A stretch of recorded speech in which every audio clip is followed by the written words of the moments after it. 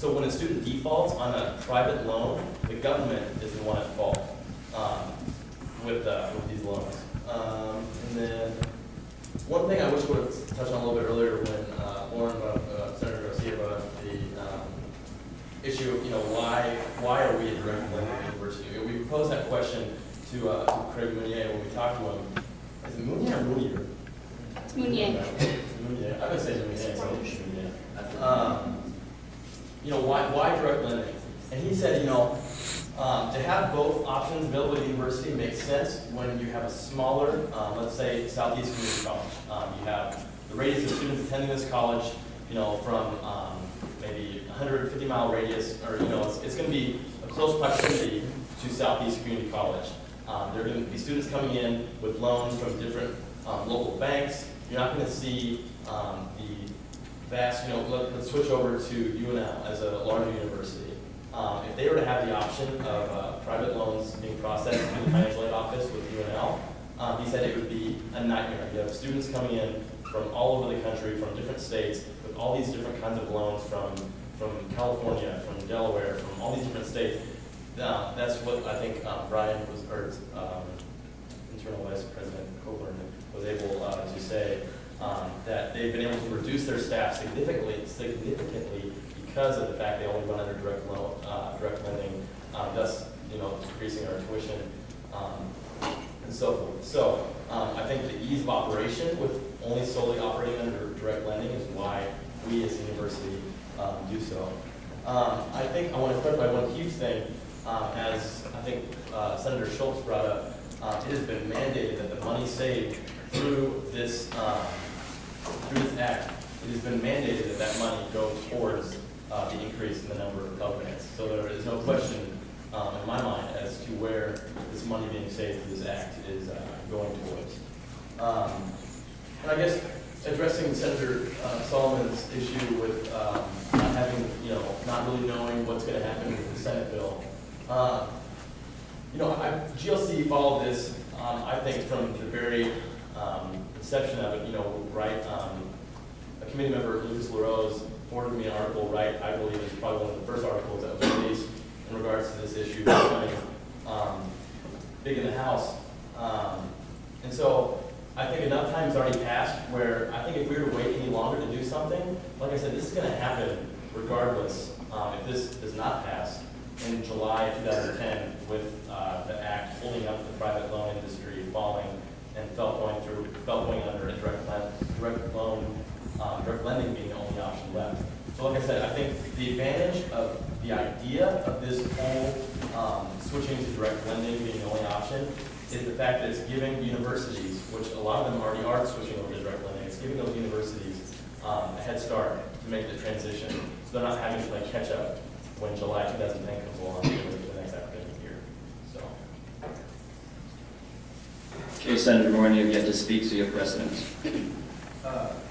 My biggest problem is, as it's been very well articulated, that we don't have a choice here. We're likely not going to have a choice. It's going to stay how it is. And we've determined that that's the best thing for our university. However, I don't think that we as a student senator are in a position to support a bill or a future potential Senate bill that would mandate that other universities follow the same outline that we have here. I mean, if Harvard decides that we're running both options and this is the best thing for our staff and for our students, I think that they would be in the best position to make that. Now, obviously, if the Senate and Congress vote that's not what they can do anymore, then that's how it is. But I don't think that we as a student senate at our university, despite having a national subcommittee, can put ourselves in a position to do that. Secondly, here goes the flag. Secondly, I think if we would have had a more unified GLC vote on this, I'd be more inclined to support it. But the fact that only either one person would have voted differently, that it would have been a tied vote, I guess I just can't support it due to people who are obviously more educated on the issue than I am having that much uncertainty in this bill. Senator Kelly, you get to speak, so you have precedence. Go ahead. Actually, I have a question for Chair Barmore. Chair Barmore, you have a question? Yeah. After risk of sounding kind of ignorant, I'm trying to keep up with everything, but Pell Grants are the primary beneficiaries of Pell Grants or recipients are low-income students, right? Yes. So students who are middle to upper middle income, how would this bill affect them? Because they no longer have an option of private lenders, correct? Great question, and that was also something addressed during the debate. With the money that is mandated to go from the savings from this act going towards more Pell Grants, that then frees up money within our financial aid offices to go towards the next step up, which would be that middle income, whether it be based on income or merit based as well. So I think freeing up the money that the universities are giving out to lower income students now is being replaced by an increase in Pell Grants given by the government. So like I said, that frees up money within our university to give either on merit based or like middle income students as well. Does that make sense? Yes. And am I allowed to comment on that? Yes. Then I guess I would kind of say I'm a little I kind of hesitant to support this, partially for the reason that Senator Boring brought up that it is so divided in the GLC community, but also by passing this, you put basically the decisive power in higher institutions in the federal government on who's going to give you money. And it's always been my philosophy that the choice should be with the individual. And I fear that in an ideal world, yes, Pell Grant money increase would go towards also helping those middle to upper income students. But that may not be the case, and there's a lot of middle income students who may actually be harmed by this bill, I guess.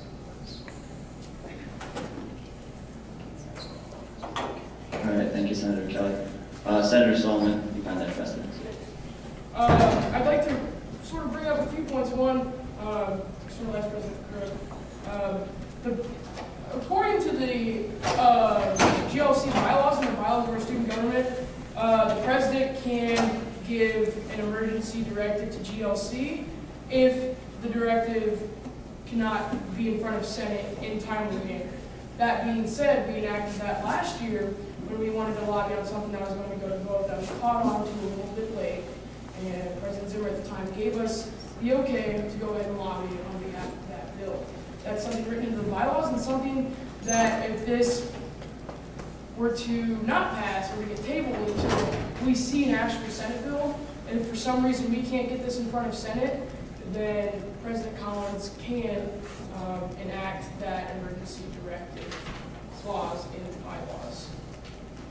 That's sort of, I don't think timeliness should be an argument in this debate because it's not a factor.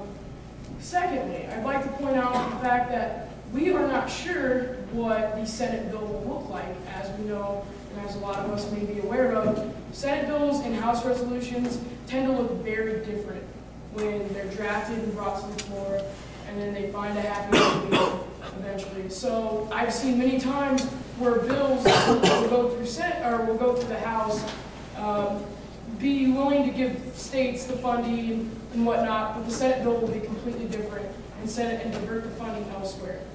And that's something we have no idea how that's going to appear yet. I'd also like to point out that in the American Recovery and Reinvestment Act, $90 billion was allocated towards education through that act, $15 billion of it being towards Pell Grants. That $15 billion only increased Pell Grants $700 per student. If the goal of this bill is to increase Pell Grants to beat inflation, which would be somewhere roughly around $12,000 per student, it needs to be a lot more than $47 to $87 billion worth of profit to go towards these federal Pell Grants.